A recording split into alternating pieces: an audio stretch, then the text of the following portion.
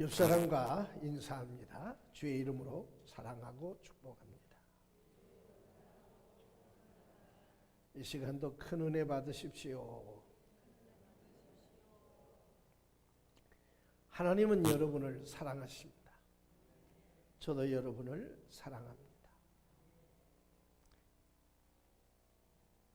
사람과 짐승이 다른 점이 참 많습니다. 사람에게는 문자가 있습니다. 또 언어가 있어요. 또 도덕, 윤리, 규범이라는 게 있어요. 그래서 그걸 지키는 능력도 있습니다. 짐승이 가지지 못한 것들을 사람은 참 많이 가지고 있습니다. 더 중요한 것이 있습니다. 사람에게는 절대자에 대한 경외심과 신앙심이 있어요. 여러분, 짐승이 교회 지었단 말 들었습니까? 절을 지었단 말 들으셨어요? 그러나 사람은 교회도 짓고 절도 짓고 사원들을 지어요. 제 아무리 지능지수가 높은 짐승이라도 짐승에게는 예배라는 게 없습니다. 그러나 제 아무리 미개하고 야만적인 사람도 나름대로 신을 섬기는 신앙과 예배가 있어요. 물론 경배의 대상이 틀린 것도 많지요.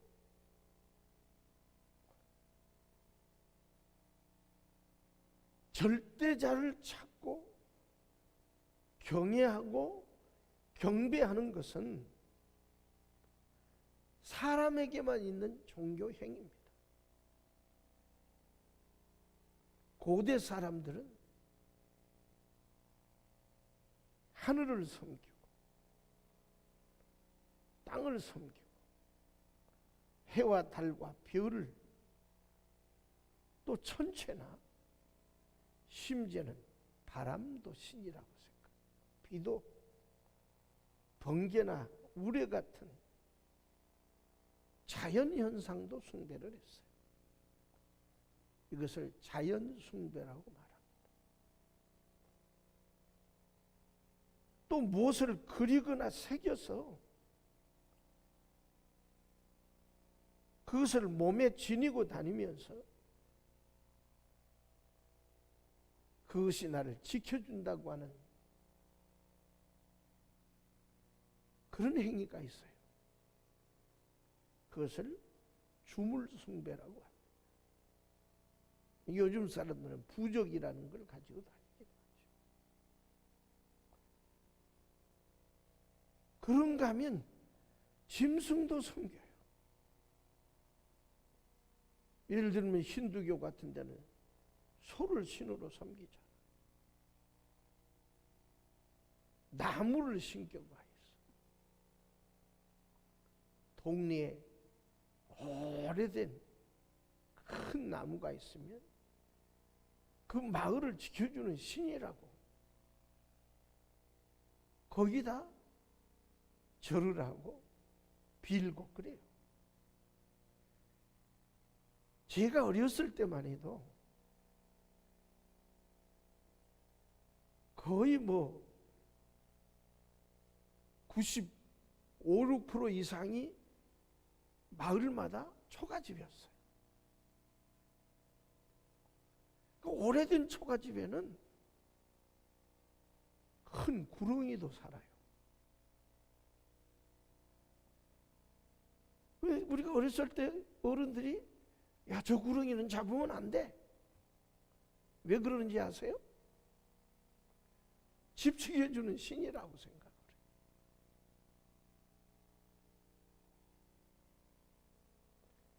피조물을 절대화해서 숭배하는 것.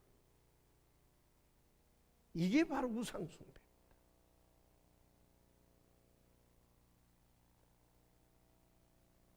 피조물인 사람은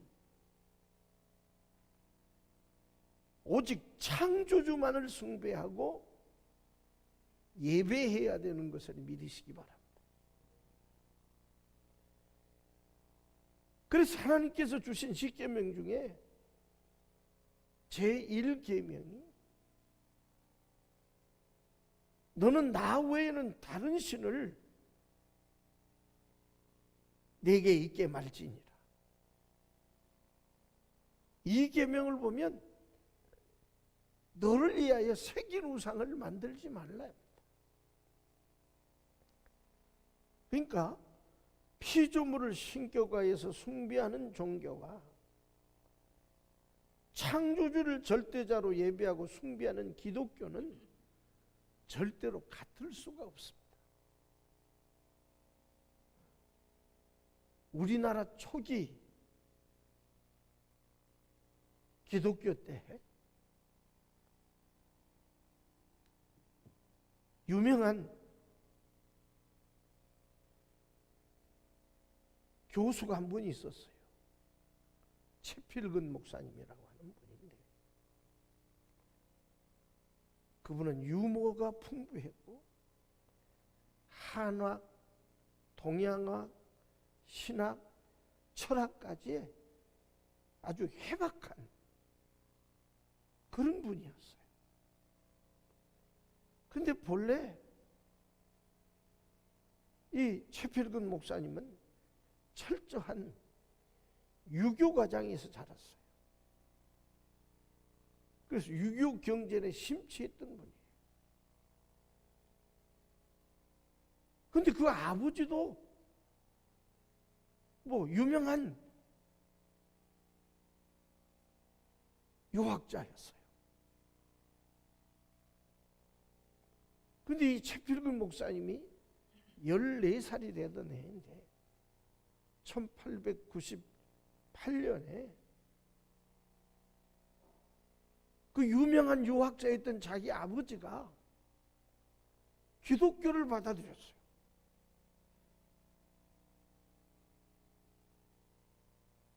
그때 이 소년 채필근의 심정은 아버지를 이단에 빼앗겼다고 생각하고 아주 슬퍼했어요.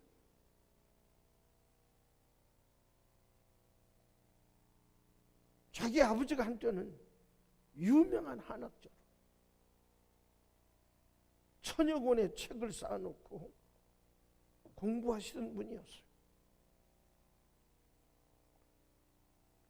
그런 분이 기독교로 개종을 했어. 또 소년 채필근이 공자에게 기도를 했어. 공부자님, 제 아버지가 기독교를 자세히 안 후에 기독교를 공격하고 유교를 옹호하는 글을 쓰겠다고 기독교의 경전인 성경을 보며 연구하시더니 불행하게도 이단에 빠졌습니다.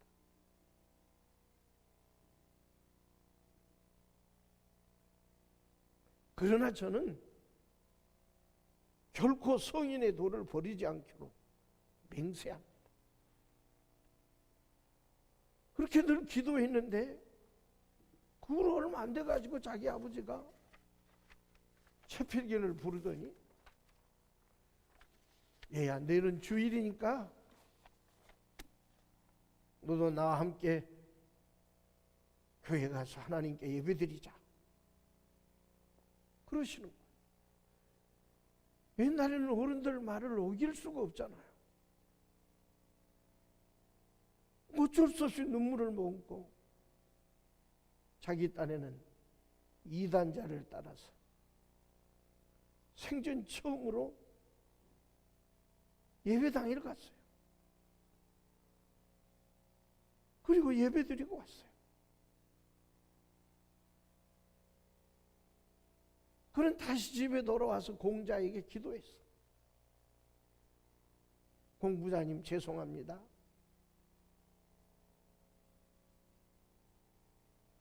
내가 아버지를 따라갈 수밖에 없었던 것은 성인님의 가르침 중에 아버지가 잘못하면 간하고 또 간해도 듣지 않으면 울면서라도 아버지를 쫓아야 된다. 그리고 아버지가 세상을 떠난 후에도 3년이 되기까지는 고치면 안 된다. 이런 가르침이 있어서 내가 어쩔 수 없이 따라갔지만 훗날 아버지가 돌아가지고 3년상을 치르고 나면 나는 반드시 성인께 돌아가겠습니다. 그 약속이었어요. 그러나 이 약속과는 달리 그는 끝내 공자한테 돌아가지 않았어요. 유명한 목사요 신학자가 되었어요. 그리고 그가 훗날 기록한 저서에 공부자님께라고 하는 글이 있었어요. 내가 꼭 성인님께 돌아오겠다던 맹세를 나는 지킬 수 없게 됐습니다. 죄송하지만은 그러나 오늘날 공자님이 여기 계신다고 해도 기독교에 기이했을 겁니다. 공자님이나 소크라테스나 석가모니 같은 성인들과 철인들도 만왕의 왕이시며 만주해 주신 그리스도 앞에 무릎을 꿇어야 하기 때문입니다. 이렇게 그가 기록을 한 적이 있어요. 오늘 본문 1절에 보면 너희 권능 있는 자들아 영광과 능력을 여호와께 돌리고 돌릴지어다. 여기서 돌리고 돌리라고 하는 이 말의 의미는 중단해서는 안 된다는 얘기예요. 쉬어서는 안 된다는 얘기예요. 계속해야 된다는 얘기예요. 이 땅을 사는 모든 사람들은 그가 누구든지 무엇을 하든지 하나님께 영광을 돌리고 그 하나님께 계속된 예배의 삶을 살아야 된다는 의미의 말씀임을 믿으시기 바랍니다. 그 이유는 이 세상 그 누구도 다 예외 없이 하나님이 지으신 피조물이기 때문입니다. 1절로 2절은 우리에게 하나님을 예배하는 자세가 어떤 것이고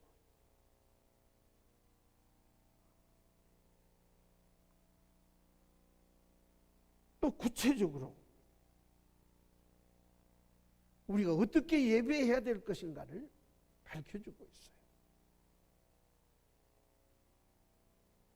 아까도 설명드린 것처럼 하나님께 드려지는 예배는 중단이 있어서는 안 된다. 계속 되어져야 된다는 의미가 있습니다. 1절에 보면 영광과 능력을 여호와께 돌리고 돌릴지어다. 사람의 신체의 리듬도 한순간도 쉬지 않고 일할 수 있는 사람은 아무도 없어요. 열심히 일하다가도 쉴 때는 쉬어야 돼요. 또 먹어야 될 때는 먹어야 되고 잠을 자야 될 때는 자줘야 돼요. 안 자고 견딜 수 있는 사람은 아무도 없지요. 그리고 그 시간과 간격을 조절해야 돼요. 그 리듬이 반복돼요. 가령 정월 초하루 날 1년치 음식을 한꺼번에 다 먹을 수는 없어요. 며칠 휴가 기간에 1년치 밀린 잠을 잘 수도 없고, 그렇듯이 예배 또한 한꺼번에 다 드릴 수는 없어요. 1년이나 또는 한 달에 한 번 정도 예배 드리고 말 수는 없다는 얘기예요. 교회의 본질은 예배입니다. 또 예배는 사람과 하나님이 유일하게 만나는 시간임을 믿으시기 바랍니다. 하나님을 만나려면 예배를 드려야 돼요. 또 하나님과 교제하는 시간이기도 해요. 아주 중요한 얘기입니다. 예배는 하나님과의 교제인데, 예배를 드리지 않으면 하나님과의 관계가 끊어지는 거예요. 그래서 예배는 하나님과 사람을 연결해주는 생명줄과 같은 것이다. 생명줄과 같은 것이라는 얘기예요.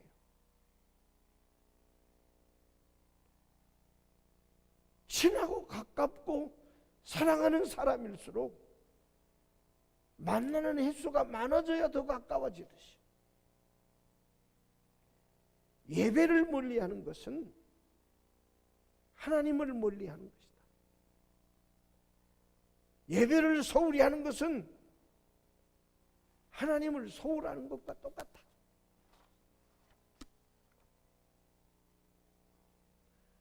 더 중요한 것이 있습니다. 하나님을 멀리하면 되는 일이 없다는 얘기예요.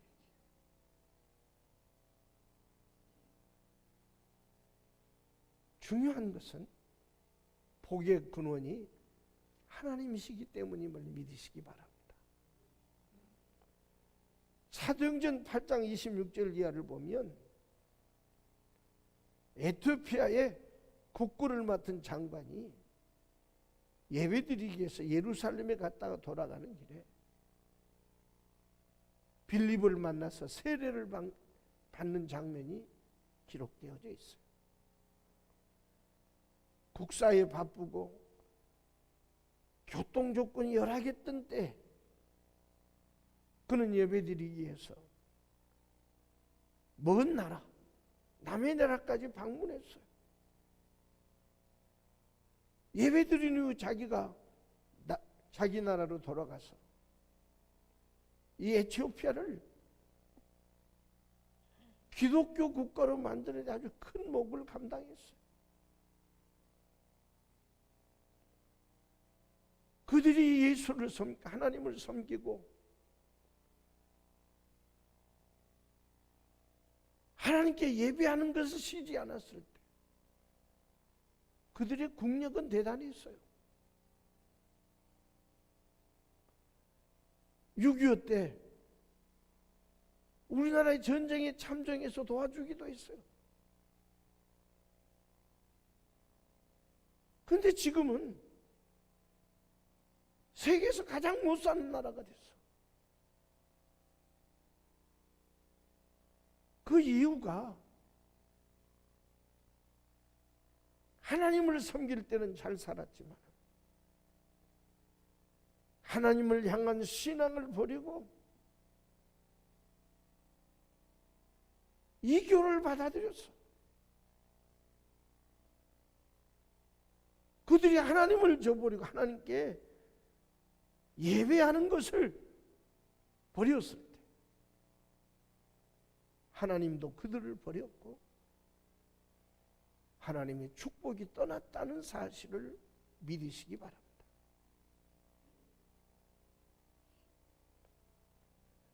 (1950년대까지만) 해도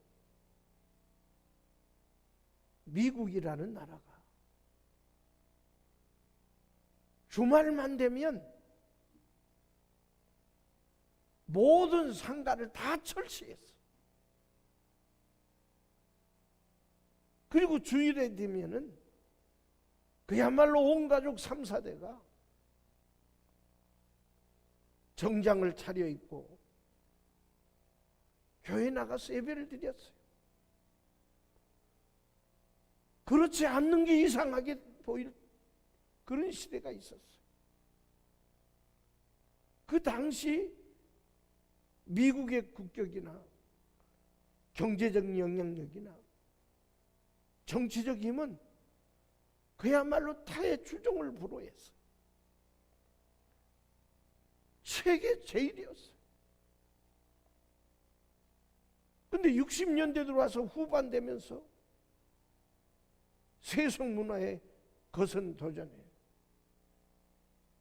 그리고 세속 정신과 문화에 그들의 신앙이 변질되기 시작했어.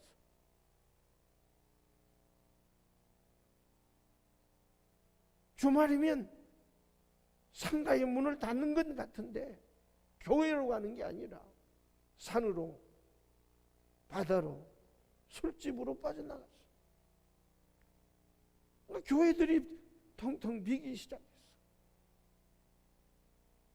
교회 문을 닫거나 건물을 파는 교회가 늘어났어. 그때부터 미국은 날개 달고 추락했어요. 세계 도처에서 이상이 추락했고 경제가 흔들리고 도덕의 땅에 떨어지기 시작했어. 그야말로 그들이 하나님을 멀리하고 예배를 포기하자 하나님도 그들을 멀리하셨다는 얘기.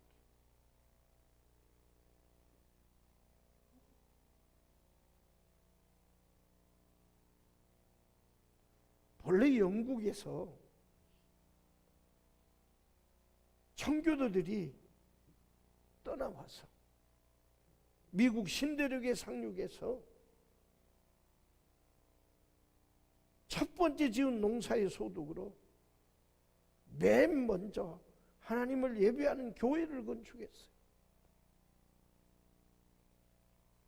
청교도 정신은 하나님을 예배하는 정신입니다.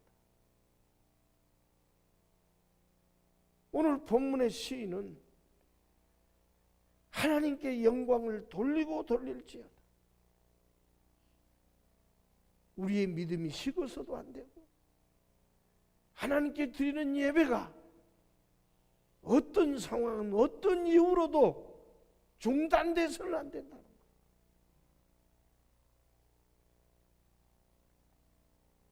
남의 얘기할 거 없지요. 우리나라는 봐도 6.25 직후에 세계에서 가장 못 사는 나라였어요. 지금은 이렇게 풍요롭지만 제가 어렸을 때만 해도 화장실에 들고 갈 휴지가 없었어요. 종이라는 게 없었으니까.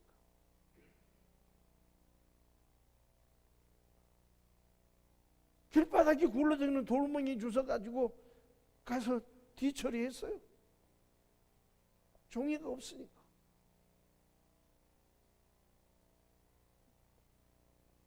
그렇게 가난하던 나라. 60년대 후반부터 70년대, 80년을 이어오면서 이 땅에 불같은 신앙운동이 일어났어. 가는 곳마다 찬송 소리, 기도 소리, 하나님께 예배드리는 곳. 조그만 산이 있으면 들어가면 여지없이 거기는 부르짖어 기도하는 기도 소리가 들렸어.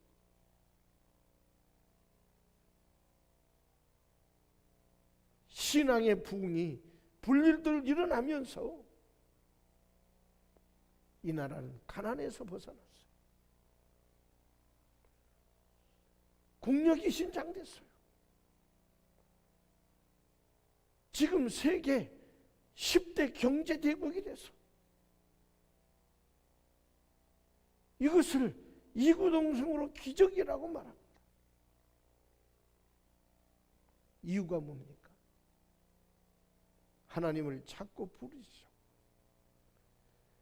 하나님 앞에 예배드리는 것을 최고로 알았을 때 하나님은 이 땅을 축복하셨다는 사실을 믿으시기 바랍니다. 근데 중요한 것은 1990년대에 들어오면서 그 신앙과 예배 열기가 식어가요.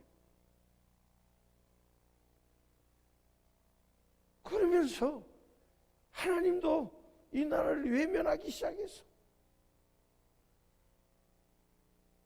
믿음 있는 사람들은 다 하는 소리입니다.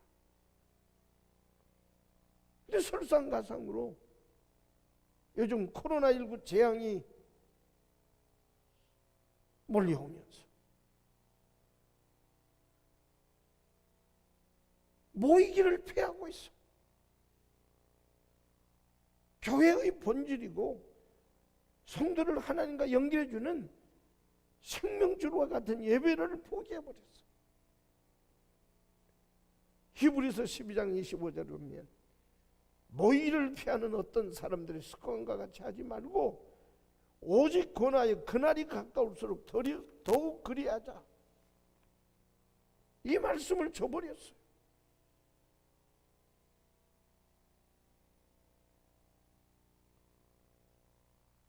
우리는 이 말씀, 이 상황을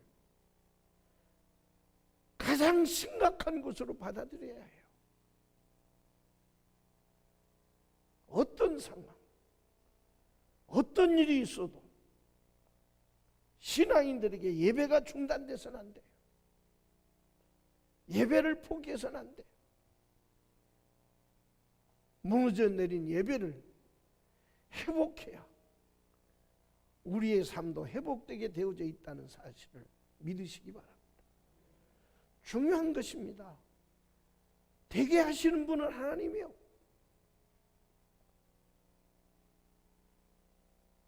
한국과의 흥망성쇠, 개인의 생사화복이 하나님 손에 달려 있어요. 우리가 두려워해야 될 분은 하나님이에요. 하나님보다 재앙을 더 두려워하고 있어요.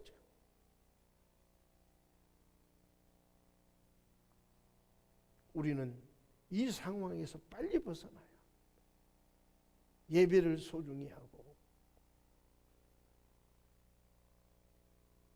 예배를 소홀히 했던 것을 하나님 앞에 회개하고 오늘 이 말씀처럼 영광을 하나님께 돌리고 돌려야 한다고 하는 이 말씀처럼 우리의 예배가 중단 없이 계속 되어져야 하고 하나님이 기뻐 받으셔야 함을 믿으시기 바랍니다. 2절에 보면 여호와의 이름에 합당한 영광을 돌리며 그래요. 구약시대의 제사법은 예배법은 제사였습니다. 모든 제사는 정해진 법대로 드려야 했어요. 제물을 선택하는 방법, 제물을 잡아드리는 법, 또 제사장이 제사를 집전하는 법, 모든 것이 법으로 정해져 있었어요. 예수님께서도 요한복음 4장 24절에서 신령과 진정으로 예배할지니라. 로마서 12장 1절에 보면 너희 몸을 하나님이 기뻐하시는 거룩한 산 제사로 드리라. 예배는 하나님께 드리는 것입니다. 그러므로 하나님이 받으셔야 온전한 예배가 된다는 사실을 믿으시기 바랍니다. 하나님이 예배의 대상이기 때문에 하나님 받으시기에 합당한 예배로 드려져야 돼요. 요즘 온라인으로 예배를 드리는 이 상황이 벌어졌어요. 온라인으로 드려지는 예배를 할지라도 받으시는 분이 하나님이라는 거예요.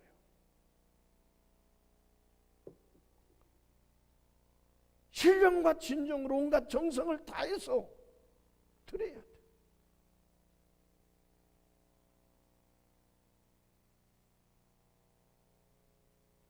혹시 높아심에서 하는 소리, 누구도 보지 않는 곳에서 온라인으로 가족만 있는 것을 드린다고 해서 속옷바람으로 드리지 않는지, 커피잔 들고 주전부리 해가면서 예배 드린다고 하지 않는지, 딴전을 피우면서 잡담까지 하면서 어른 아이 할 것 없이 핸드폰 가지고 조작하면서 그걸 예배라고 드리지 않는지,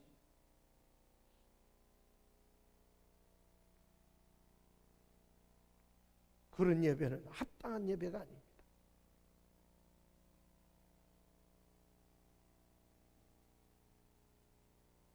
마치 제사장들이 의복을 갖춰 입듯이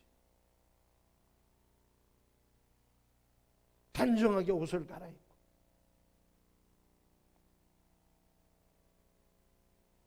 기도할 때 같이 기도하고 찬송할 때 찬송하고 말씀을 읽고 들을 때 같이 하고 헌금을 드릴 때도 드려야 하고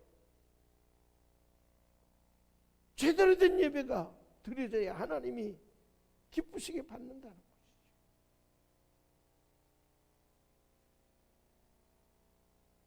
2절 하반절에 보면 거룩한 옷을 입고 여호와께 경배할지어다 그랬어. 거룩한 옷이라는 것은 거룩함으로 꾸민 아름다운 옷을 뜻해요. 구약시대 제사장이 하나님께 제사드리기에 입는 옷은 평상복이 아닌 최고급 천의 술을 넣고 금수술을 달아서 만든 거룩하고 아름다운 옷을 입었어요.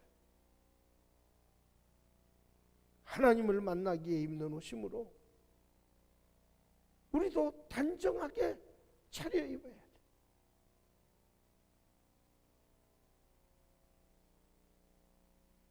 너무 노출되는 옷을 입어도 안 돼요. 불량스러운 복장을 해도 안 돼요. 아름다운 복장, 전심을 다해 드려지는 예배라 해야 된다는 거예요. 시편 84편 3절 보면 여호와여 주의 제단에서 참새도 제 집을 얻고 제비도 새끼들 보금자리를 얻었나이다. 4절에 보면 주의 집에 거하는 자가 복이 있나이다. 5절에는 주께 힘을 얻고 그 마음에 시온의 대로가 있는 자는 복이 있나이다. 시편 29편 11절에 보면 여호와께서 자기 백성에게 힘을 주시며 여호와께서 자기 백성에게 평강의 복을 주시리로다.